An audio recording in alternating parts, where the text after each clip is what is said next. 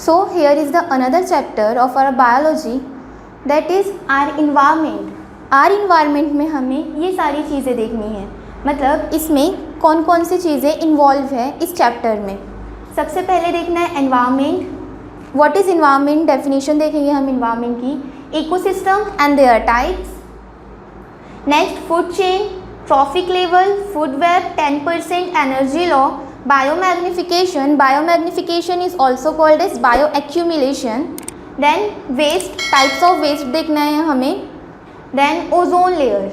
Okay, here is some topics about this lesson. So first देखेंगे environment. What is environment? सिर्फ simple है, हमें environment के बारे में कुछ लिखना नहीं रहेगा वहाँ एग्जाम में, बट हमें पता रहना चाहिए कि एनवायरनमेंट क्या होता है।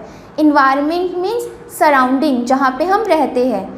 क्या निकला एनवायरनमेंट का मीनिंग? एनवायरनमेंट का सिंपल मतलब होता है सराउंडिंग। एंड अभी देखेंगे हम ecosystem. What is ecosystem? Ecosystem is a system where biotic and abiotic component interact with each other. Okay, biotic components उसकी जगह आप लिख सकते हो living things and non living things are interact with each other.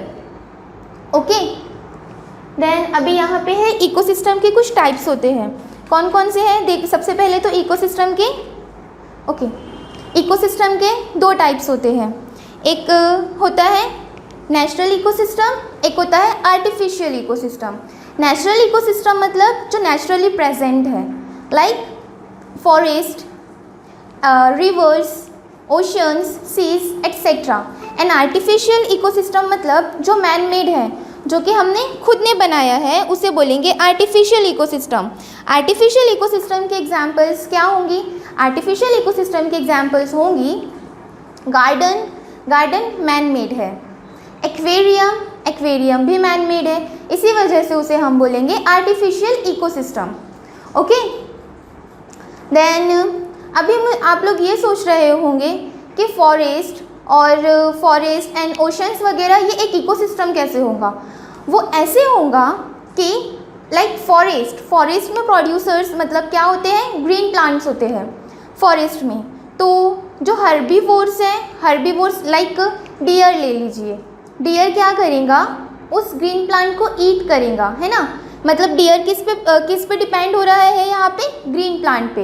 And फिर dear के ऊपर कौन डिपेंड होगा? उसके ऊपर लाइक डियर के ऊपर कौन डिपेंड होगा वहाँ पे? Lions, tigers. ओके, और ठीक है, समझ में आ रहा है? टाइगर किसके ऊपर डिपेंड है यहाँ पे? डियर के ऊपर डिपेंड है। समझ में आ रहा है? यहाँ पे इंटरेक्शन हो रहा है। देन ऐसे ही मैंने आपको एग्जाम्पल दिया है यहाँ पे एक्वेरियम का, या फिर हम देख लेते हैं natural aquatic ecosystem. Natural aquatic ecosystem क्या होता है? नेचुरल एक्वेटिक इकोसिस्टम में क्या आएगा? वो होता है रिवर और ओशंस। रिवर में बहुत सारे रिवर में भी एक्वेटिक प्लांट्स होते हैं, है ना। एक्वेटिक प्लांट्स का क्या रोल होता है? एक्वेटिक प्लांट्स, ओके, रिवर्स में भी बहुत सारे एक्वेटिक प्लांट्स होते हैं जो स्मॉल इंसेक्ट्स उसके ऊपर डिपेंड होते हैं, है। जो रिवर के अंदर जो इंसेक्ट्स प्रेजेंट होते हैं, जो वॉर्म्स प्रेजेंट होते हैं, वो किस पे डिपेंड होते हैं? उन ग्रीन प्लांट्स पे। वैसे ही जो वॉर्म्स और इंसेक्ट रिवर में प्रेजेंट होते हैं, तो उन पे कौन डिपेंड होता है? जो स्मॉल फिशेज़ होती है, स्मॉल फिशेज़ वहाँ पे डिपेंड होती है किस पे? इंसेक्ट्स के ऊपर। एंड फिर small fishes on large fishes, है ना। इस स्मॉल फिशेज़ को लार्ज फिश ईट करेंगी, और फिर समटाइम्स ऐसा होता है कि लार्ज फिश को जो नॉन वेजिटेरियंस होते हैं, ह्यूमन बीइंग भी उसे ईट करते हैं। अंडरस्टूड? That's it. यहाँ पे इंटरेक्शन हो रहा है ना। और अभी मैं आप लोगों को एक शॉर्ट में बता देती हूँ। क्या बताया मैंने? इकोसिस्टम के दो टाइप बताए। इकोसिस्टम, इसके कितने टाइप्स थे? दो टाइप थे। एक नेचुरल इकोसिस्टम, राइट, एक क्या था? Artificial ecosystem. Artificial ecosystem, okay. Natural ecosystem का मैंने एग्जाम्पल क्या बोला आपको? Forest, then sea, river, oceans, okay. But ये सिर्फ मैंने आपको एक रैपिडली बताया है, पर इसके अलावा इसके भी टाइप्स होते हैं। वो कैसे टाइप्स होते हैं, ये देखिए, terrestrial and aquatic. Okay, terrestrial का एग्जाम्पल क्या रहेगा, फॉरेस्ट, एंड एक्वेटिक का example river, sea and ocean. Artificial ecosystem के भी सेम टाइप्स होते हैं, एक्वेटिक एंड टेरेस्ट्रियल। टेरेस्ट्रियल में क्या आएगा, गार्डन, और एक्वेटिक में क्या आएगा, एक्वेरियम। क्लियर, ये हुआ हमारा इकोसिस्टम के टाइप। इकोसिस्टम में जो कंपोनेंट्स होते हैं, लाइक मैंने क्या बोला आपको, biotic components and abiotic components, इसको भी कुछ टाइप्स में डिफ्रेंशिएट किया है, हम वो भी देख लेते हैं। Okay, that is component and ecosystem. Okay, abiotic means क्या आएगा इसमें, नॉन लिविंग। ओके, एंड यहाँ पे आएगा बायोटिक। बायोटिक क्या होता है, लिविंग। ओके, अभी जो बायोटिक कंपोनेंट्स होते हैं उसमें भी कितने टाइप्स होते हैं, 2 टाइप्स होते हैं। वो कौन से होते हैं, ऑटोट्रॉप्स एंड हेटेरोट्रॉप्स। आप लोगों को पता है, ये हमारा स्टार्टिंग में भी हुआ है, जो फर्स्ट लेसन है उसमें भी मैंने आपको ऑटोट्रॉप्स और हेटेरोट्रॉप्स के बारे में बताया था, और आप लोगों को भी इस बारे में पता है। ऑटोट्रॉप्स का डेफिनेशन क्या होता है, जो अपना खाना खुद बनाते हैं, और हेटेरोट्रॉप्स जो अपने खाने के लिए प्रोड्यूसर्स के ऊपर डिपेंड होते हैं, मतलब जो ऑटोट्रॉप्स के ऊपर डिपेंड होते हैं। ओके, ऑटोट्रॉप्स के एग्जाम्पल्स क्या आएगा, प्लांट्स, अलगी। बेटा डू राइट एग्जाम्पल। ओके, जैसे जैसे आप एग्जाम्पल्स लिखोगे ना, तो जो आपका मतलब जो पेपर जो चेक करने वाले होते हैं, तो उनको समझ में आएगा कि नहीं, इस बच्चे को नॉलेज है, तो वो क्या करेंगे, आपको मार्क्स अच्छे देगा, ज़्यादा मार्क्स उसको काटने का चांस नहीं मिलेगा उस पर। देन हेटेरोट्रॉप्स के एग्जाम्पल क्या होगा, एनिमल्स, ह्यूमन एटसेट्रा। ओके, ये हुआ हमारे हेटेरोट्रॉप्स के एग्जाम्पल। क्या थे वो, animals, human etcetera. Then heterotrophs को फिर से 2 टाइप्स में डिवाइड करते हैं। वो कौन सा होता है, मैं आपको बताती हूँ। हेटेरोट्रॉप्स को 2 टाइप्स में डिवाइड किए हैं। वो कौन से टाइप है, एक होता है मैक्रो कंज्यूमर और एक होता है micro consumer. Okay, micro consumers में क्या आएगा, जो सेप्रोफाइट्स होते हैं, जो डिकम्पोज करते हैं ना किसी चीज़ को, वो आएगा किसमें, माइक्रो कंज्यूमर में। और माइक्रो कंज्यूमर में क्या आता है, माइक्रो कंज्यूमर में primary consumer, secondary consumer and tertiary consumer.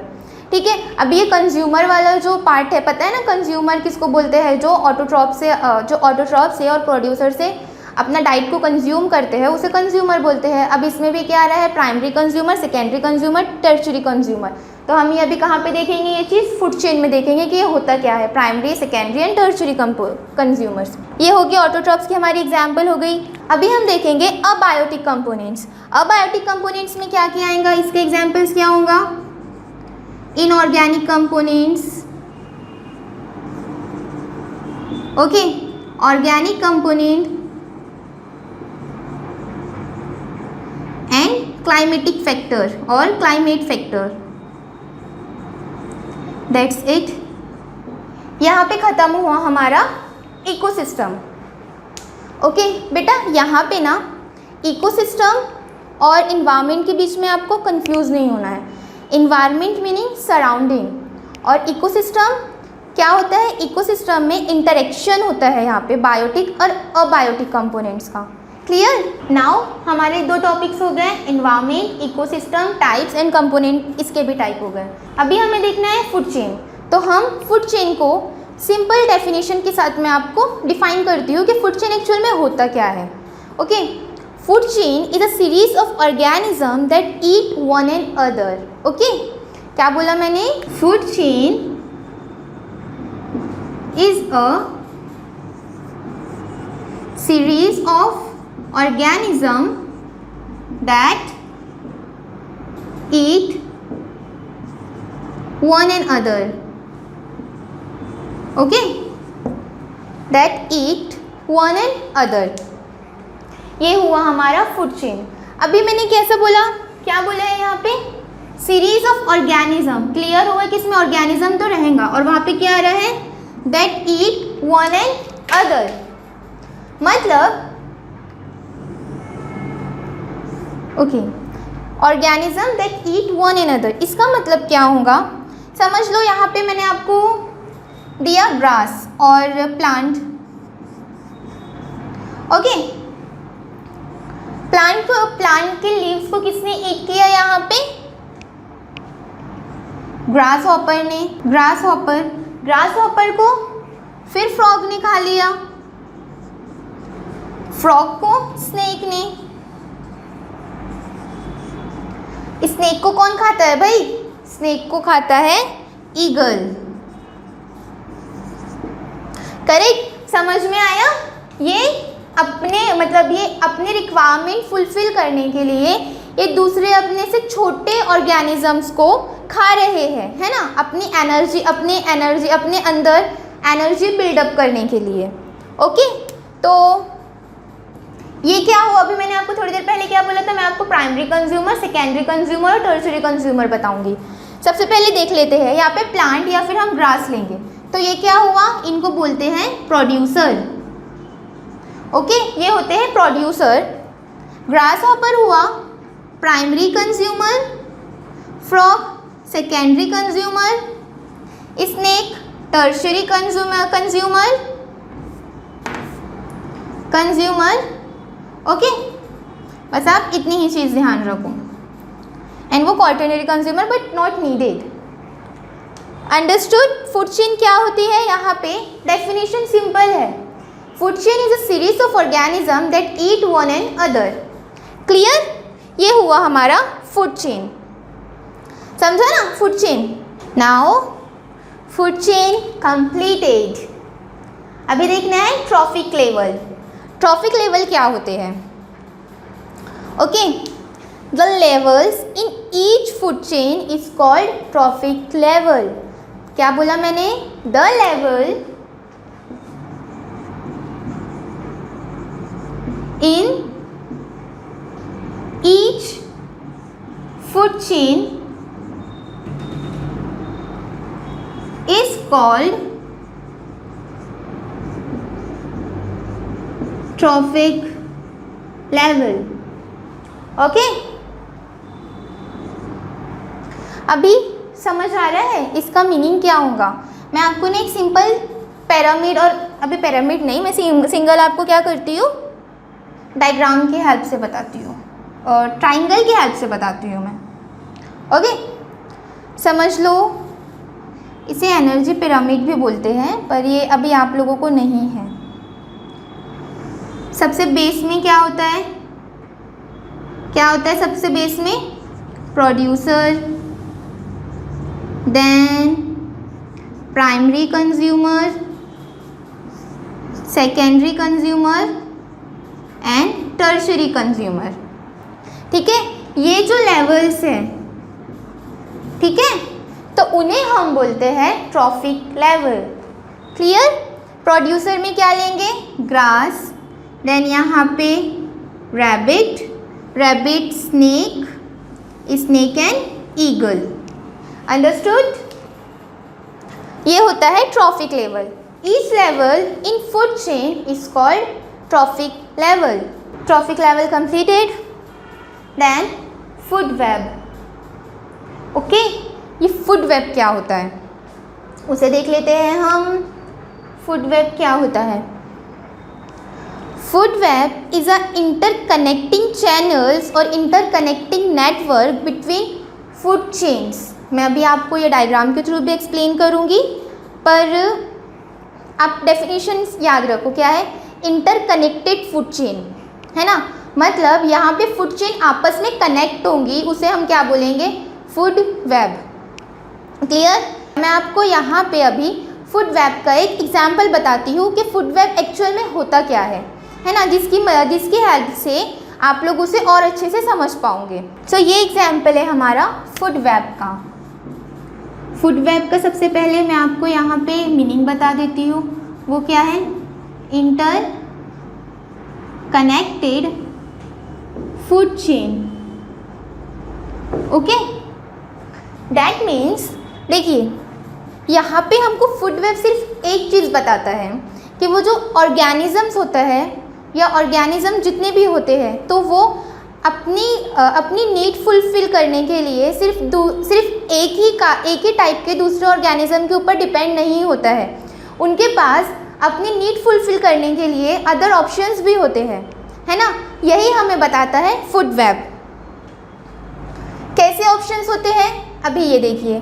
जैसे ग्रास को सिर्फ रैबिट ही ईट करेगा क्या, या सिर्फ ग्रास हॉपर ही ईट करेगा क्या? नहीं, ग्रास को कौन कौन ईट कर सकता है? डियर, गोट, काऊ। मतलब समझ में आ रहा है ना। देन यहाँ पे क्या है एग्जाम्पल्स देखिए। ग्रास को ग्रास हॉपर ने ईट किया, रैबिट ने ईट किया एंड माउस ने ईट किया। क्लियर। फिर ग्रास हॉपर को किसने खा लिया? लिजार्ड ने खा लिया। अंडरस्टूड।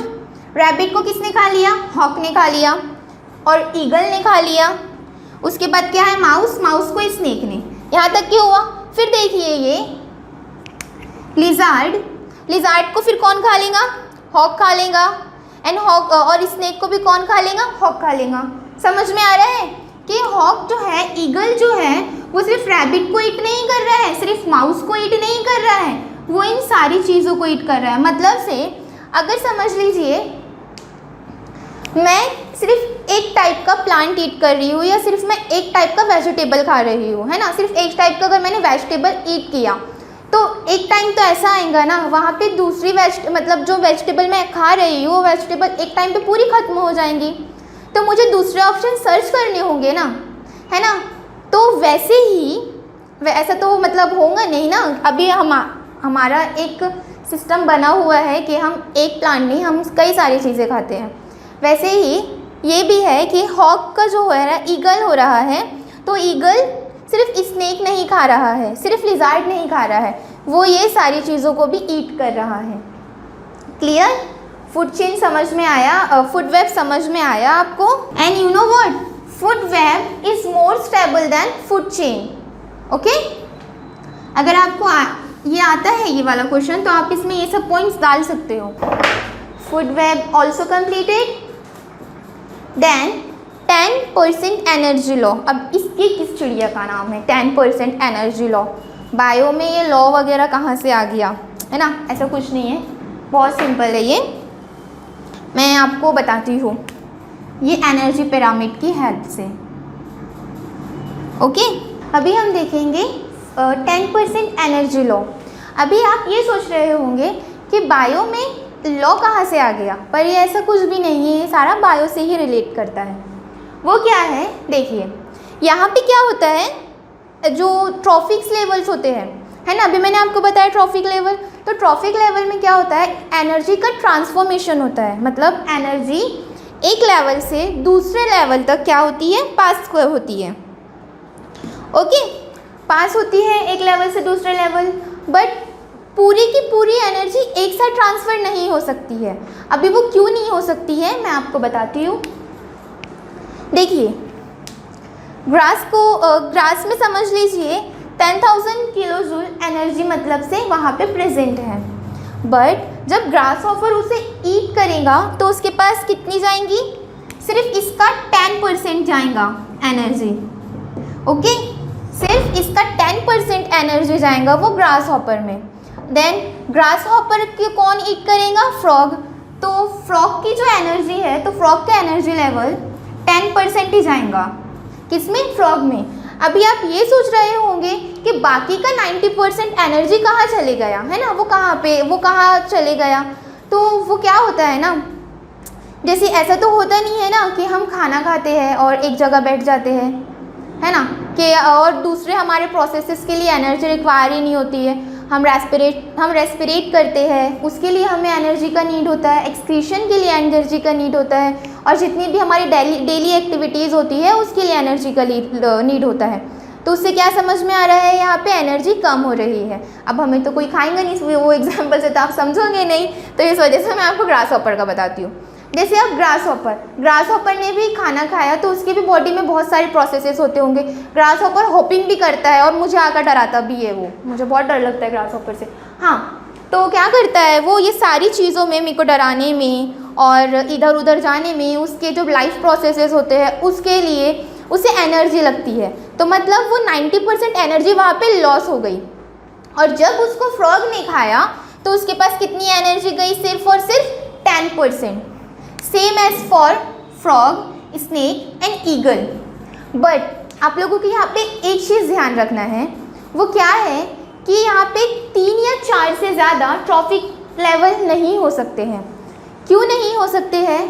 क्योंकि एक टाइम ऐसा आता है जब एनर्जी कम होने लगती है ना। जैसे हमने यहाँ पे देखा सिर्फ 10% एनर्जी रिक्वायर, यहाँ पे क्या है, सिर्फ 1 किलो जूल एनर्जी यहाँ पे ट्रांसफ़र हुई है ना। ये बहुत कम अमाउंट है एनर्जी का। अगर हम इससे भी ज़्यादा लेंगे तो 0.1 हो जाएगा। तो इतने एनर्जी में कोई भी ऑर्गेनिज्म सर्वाइव नहीं कर सकता है। इसी वजह से 3 या 4 से ज़्यादा ट्रॉफिक लेवल नहीं होते हैं। ओके, अगर आपको ये क्वेश्चन आया वाई कांट मोर देन 3 और 4 ट्रॉफिक लेवल प्रेजेंट, तो आप यहाँ पे ये वाला लिख सकते हो, बिकॉज ऑफ 10% लॉ।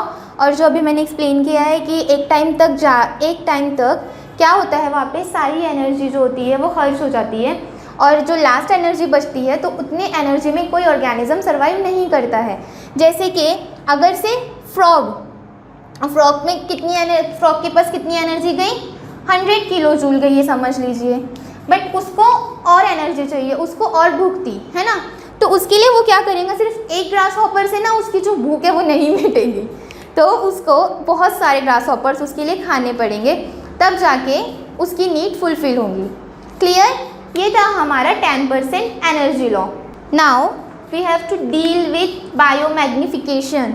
मैंने अभी आपको बताया बायोमैग्निफिकेशन को और क्या बोलते हैं हम, बायो एक्यूमुलेशन। बायो एक्यूमुलेशन से हमें क्या समझ में आ रहा है, यहाँ कोई ना कोई सब्सटेंस एक्यूमुलेट हो रहा है, जाकर जम रहा है ना। ओके, तो अब हम बायोमैग्निफिकेशन की डेफिनेशन क्या लिख सकते हैं, मैंने क्या बताया वहाँ पे एक्यूमुलेशन, है ना। तो वहाँ पे लिखना पड़ेगा हमें increase in the concentration of non biodegradable toxic components और chemical at each successive trophic level. Okay, क्या लिखना है हमें यहाँ पे, बायोमैग्निफिकेशन में और बायो एक्यूमुलेशन में increase in concentration of non-biodegradable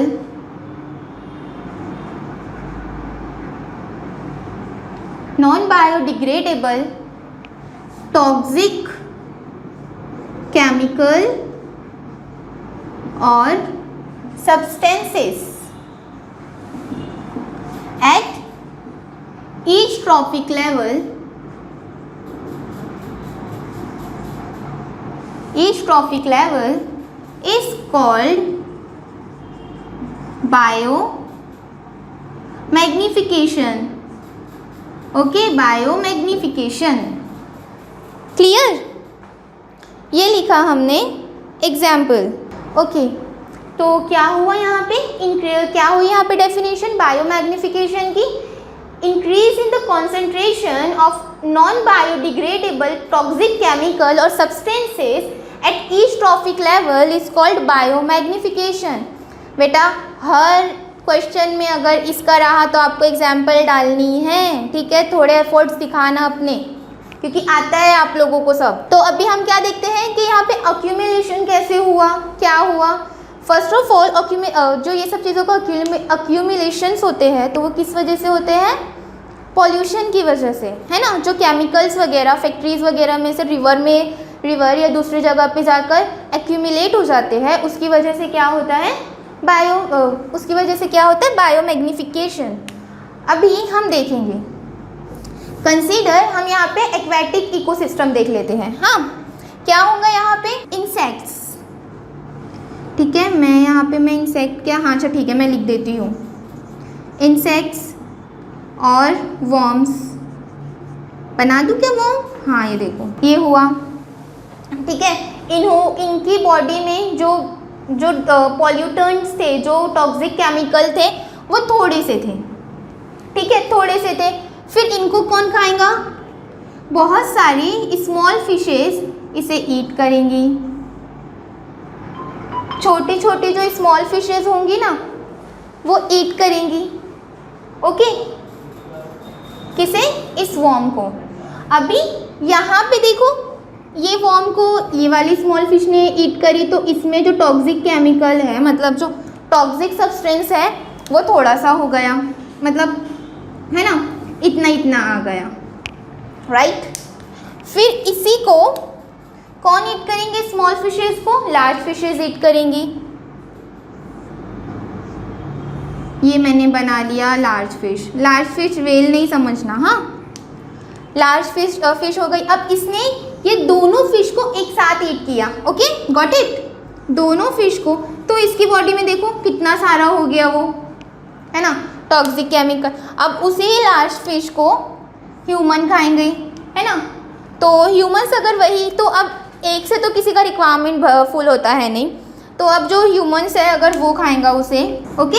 मैं ऐसा डायग्राम बना रही हूँ, उसका स्माइल, और ये इसका टमी है, समझ लीजिए, ओके, उसका स्टमक है।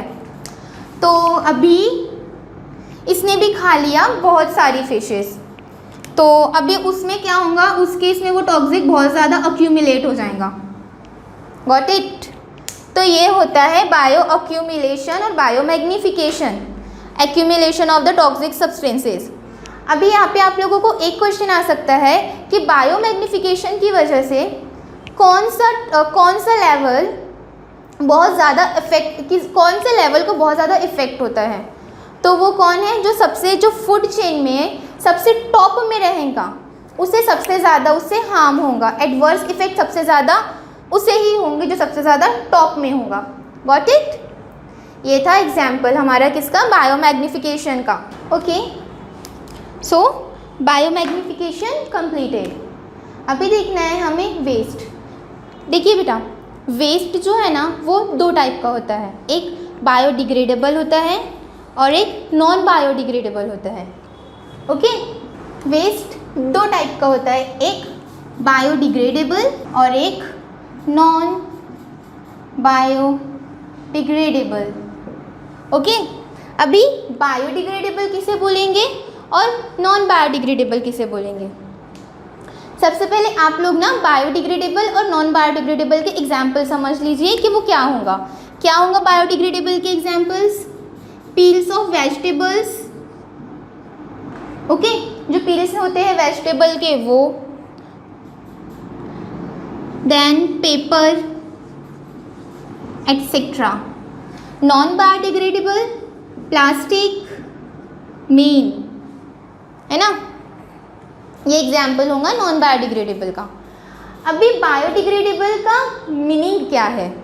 बायोडिग्रेडेबल मतलब बायोडिग्रेडेबल ऐसा वेस्ट जिसे हम माइक्रो ऑर्गेनिजम्स के थ्रू और एनवायरनमेंट की ही कुछ कंडीशंस के थ्रू हम उसे डिग्रेड कर सकते हैं या डिकम्पोज कर सकते हैं, उसे बोलेंगे बायोडिग्रेडेबल वेस्ट। लाइक इसमें ना बायोलीचिंग करके एक प्रोसेस होता है, वो आता है, आप लोगों को नहीं है बट वो प्रोसेस का नेम ध्यान रख लो। जैसे पील है, पेपर है, अगर हमें इसे डिग्रेड करना है तो हम सिंपली अगर उसे कहीं पे भी डंप कर दे तो वहाँ पे वो ऑटोमेटिकली क्या होती है, सड़ने गलने लगती है। मतलब कुछ टाइप के फंजाई और बैक्टीरिया आकर उसके ऊपर अटैक करते हैं और उसमें से अपना न्यूट्रिएंट गेन करते हैं, जिसकी वजह से वो सारी चीज़ें डिकम्पोज हो जाती है वही के वही। सेम एज प्लास्टिक, प्लास्टिक भी डिग्रेड होता है पर ये within a few days और within a few week हो जाता है, बट प्लास्टिक को डिग्रेड होने के लिए सालों लग जाते हैं, ओके।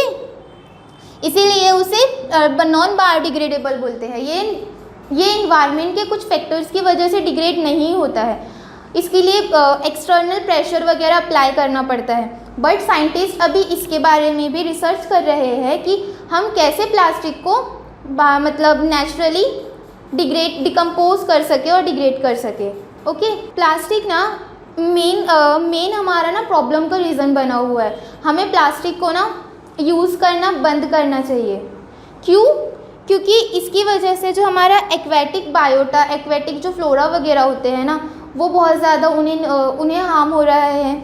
उसके अलावा जो रूमिनेंट्स होते हैं, जो मतलब एनिमल्स होते हैं, तो वो भी क्या करते हैं, अपनी ग्रेजिंग के टाइम प्लास्टिक को खा लेते हैं, जिसकी वजह से वो सारी चीज़ें उनके बॉडी में अक्यूमुलेट हो जाती है ना। इसी वजह से प्लास्टिक का यूज़ हमें अपने अलावा दूसरों की भी सोचना चाहिए, प्लास्टिक का यूज़ बंद करो। देन यहाँ पे मैनेजमेंट के लिए, वेस्ट मैनेजमेंट के लिए यहाँ पे क्या आता है, 3R वाला एक फैक्टर यूज़ हो रहा है। क्या है? 3R। वो क्या है? Recycle, reduce, reuse and recycle. क्या होता है वो? Reduce, reuse and recycle. Okay, so ये 3R वाला फंडा आप लोगों को याद रखना है। देन हमारा लास्ट टॉपिक है ozone layer. Okay, waste management हमारा हो गया यहाँ पे वेस्ट मैनेजमेंट हो गया। अभी देखना है ओजोन लेयर कि ओजोन लेयर क्या होती है। आप लोग सबसे पहले ओजोन देखो कि ओजोन क्या होता है। ओजोन ऑक्सीजन के 3 मॉलिक्यूल्स जब एक साथ कंबाइन होते हैं तो हम उसे क्या बोलते हैं? Ozone, O3। अब ये कंबाइन कैसे होते हैं? सिंपल, ओजोन लेयर अर्थ के स्ट्रेटोस्फेयर में प्रेजेंट होती है ना, जो कि अर्थ की आउटर कवरिंग होती है, और वो हमें क्या करती है? UV ultraviolet rays, UV rays से प्रोटेक्ट करके रखती है। तो आपको ये भी पता है कि मतलब जो वहाँ पे ऑलरेडी एयर और ऑक्सीजन प्रेजेंट होगा, है ना। तो जैसे ही यूवी रेज उस ऑक्सीजन मॉलिक्यूल पे आकर पड़ती है तो उस टाइम क्या होता है, ये जो ऑक्सीजन के 2 मॉलिक्यूल्स हैं वो 2 ऑक्सीजन रेडिकल में कन्वर्ट हो जाते हैं। ओके, और फिर क्या होता है, फिर से जब वो, और फिर क्या करते हैं ये जो इन लोगों की, फिर ये वाले जो 2 ऑक्सीजन मॉलिक्यूल बच रहे हैं, तो ये ऑक्सीजन मॉलिक्यूल जाके फिर से क्या होते हैं, दूसरे ऑक्सीजन रेडिकल जाके दूसरे ऑक्सीजन मॉलिक्यूल के साथ कंबाइन हो जाते हैं, और वो क्या फॉर्म हो जाता है उससे? ओजोन। ठीक है, ओजोन लेयर। अंडरस्टूड? अभी मैं आपको पूरा डिटेल में उसका डायग्राम नहीं देती हूँ क्योंकि हमारा क्रैश कोर्स है, इसे हमें शॉर्ट में कंप्लीट करना है। ठीक है, अगर आप लोगों को ये चीज़ डिटेल में जानना है तो you can join and you can contact us. Ozone कैसा बना पता चला, पर अभी क्या हो रहा है कि ये जो ओजोन लेयर है वो डिप्लीट होना स्टार्ट हो गई है। मतलब ओजोन लेयर में अभी वो लेयर थिन हो रही है, और थिन होने की वजह से उसमें होल फॉर्म हो रहा है। और वो होल फॉर्म क्यों हो रहा है, वो थिन क्यों हो रही है? क्यों? हमारी ह्यूमंस एक्टिविटीज़ की वजह से। हम हम क्या यूज़ करते हैं? एयर कंडीशनर, AC यूज़ करते हैं, रेफ्रिजरेटर, डिओड्रेंट्स। इसके अंदर क्या आता है? CFC। वो क्या होता है? फ्लोरो कार्बन। ओके, क्लोरो मतलब क्लोरीन कहाँ से आया है? क्लोरो कहाँ से आया? क्लोरीन, फ्लोरीन और कार्बन आपको पता है ये होते हैं हैलोजेंस। क्या होते हैं? हैलोजेंस होते हैं ये, कार्बन नहीं। हाँ, ये तो ये क्या होता है, जैसे डिओड्रेंट्स, और ये डिओड्रेंट्स, रेफ्रिजरेटर, AC, ये सब में से क्या होता है, ये गैस बहुत ज़्यादा हाई अमाउंट में रिलीज़ होती है एटमॉस्फेयर में, जिसकी वजह से वो जाकर क्या करती है, ओजोन लेयर पे अटैक करती है, और उसकी वजह से ऑक्सीजन मॉलिक्यूल जो मतलब जहाँ पे वो कंबाइन हुआ था ना, एक ऑक्सीजन रेडिकल और ऑक्सीजन मॉलिक्यूल, वो फिर से जाकर उसको डिसोसिएट कर देती है। क्लियर? ये होता है क्लोरोफ्लोरोकार्बन। ओके, तो यहाँ पे मैंने आपके इजी करने के लिए एक हल्का सा शॉर्ट फ्लो चार्ट बना दिया है, जिसमें हमें पता चल रहा है कि ओजोन मतलब कैसे डिप्लीट हो रही है, कैसे थिन हो रही है। ठीक है, CFC ओजोन डिप्लीटिंग सब्सटेंस। मैंने आपको मेन क्या बताया? CFC।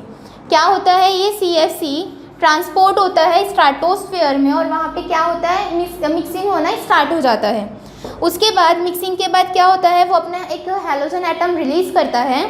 देन उसके बाद होता है हैलोजन एटम रिलीज़ करने के बाद वहाँ पे होता है फोटो डिसएसोसिएशन, एक नाम आ रहा है वहाँ पे photo dissociation.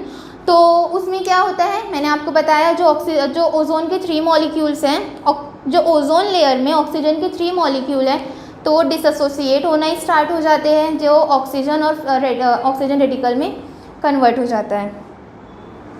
That's it. Then अब ये इससे हम बाहर कैसे निकले, मतलब ये जो ओजोन लेयर डिप्लीट हो रही है, अगर से ये एकदम ही थिन हो जाएंगी तो उसकी वजह से क्या होगा, जो हार्मफुल यूवी रेज है वो डायरेक्ट हमारी अर्थ पे आ जाएंगी, राइट, जिसकी वजह से हमें बहुत सारी डिसीज़ होंगी। जैसे अगर अल्ट्रावायलेट रेज का डायरेक्ट कांटेक्ट हमारी स्किन में होगा, अगर वो डायरेक्ट एक्सपोज करेंगी हमारी स्किन में, तो उससे क्या होगा, हमें कैंसर हो सकता है, कैटरेक्ट डिसीज़ हो सकती है, ओके, स्किन बर्न हो सकता है। ये सारी चीज़ें क्या होंगी, अगर से ओजोन लेयर अगर प्रेजेंट नहीं हुई तो हमें इतनी सारी डिसीजेस हो सकती है। और इसका इफेक्ट और क्या होगा, प्लांट की सही से ग्रोथ नहीं होगी। ये तो ह्यूमन डिसीज़ का हुआ था हमारा पहले, अब क्या देखना है, प्लांट का। प्लांट की ग्रोथ नहीं होगी, वो माल फंक्शनिंग करने लगेगा plant, and all this reason. उसके बाद आता है कि देखो, ओजोन लेयर की डिप्लीशन की वजह से, ओजोन लेयर के थिन होने की वजह से हमें बहुत सारी डिसीज़ कॉज होती है। वो क्या होती है, स्किन कैंसर हो सकता है, क्योंकि स्किन कैंसर कैसे होगा, वो डायरेक्ट एक्सपोजर होगा हमारा सन का, यूवी लाइट का हमारे स्किन के ऊपर, जिसकी वजह से क्या होगा, स्किन कैंसर, सन बर्न हो सकता है, हमें कैटरेक्ट हो सकता है। देन प्लांट के ऊपर उसका क्या इफेक्ट होगा, प्लांट की ग्रोथ रिटार्ड हो जाएंगी उसमें। तो इन 1987, कब, 1987 में एक प्रोटोकॉल आया। वो प्रोटोकॉल का नाम क्या था, मॉन्ट्रियल। इस प्रोटोकॉल के अकॉर्डिंग क्या हुआ था, इस प्रोटोकॉल में क्लोरोफ्लोरोकार्बन के यूज़ को बैन किया गया। तब से लेकर क्लोरोफ्लोरोकार्बन अब यूज़ नहीं होता है, ना ही रेफ्रिजरेटर में, ना ही एसी में, ना ही डिओड्रेंट्स में, और ना ही जो पेंट वगैरह होता है उसमें, ओके। तो ये था हमारा ozone layer and ozone layer depletion, got it.